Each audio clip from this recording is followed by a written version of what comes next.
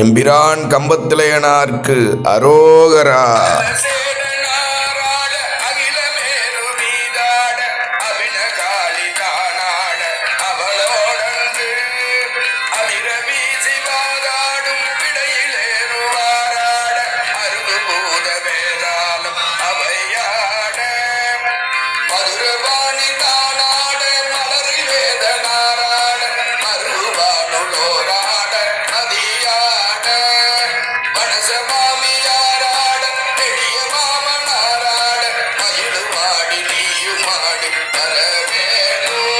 அன்பர்களே, இந்த திருப்புகழ் பாடிதான் அருணகிரிநாதர் அம்பாளுடைய மடியிலே குழந்தையை தூக்கி வைத்து கொண்டிருக்கிறார்கள் முருகனை.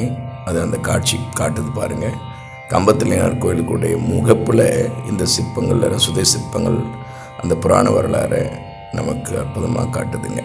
பிரபுட தேவ மகாராஜா நிற்கிறார் பாருங்க, கையெடுத்து வணங்கி சுவாமி கம்பத்திலையார் பார்க்குறாரு.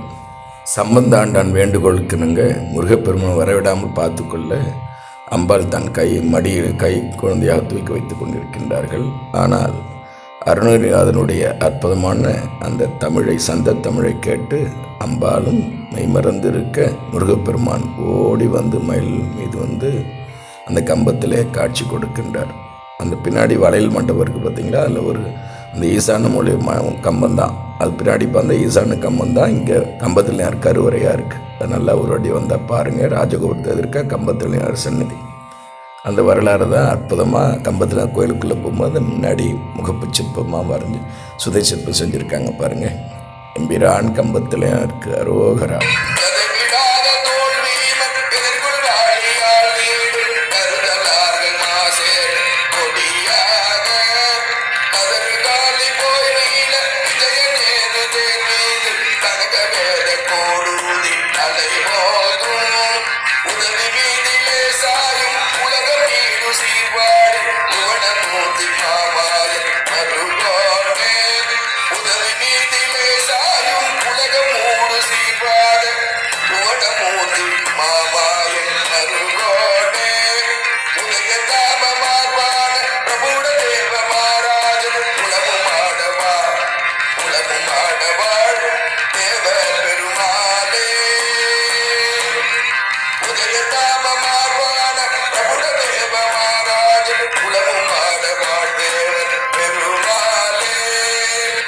இந்த சுதை சிற்பத்தில் ஒரு குரங்கு மாதிரி அமைச்சிருக்காங்க பாருங்கள்.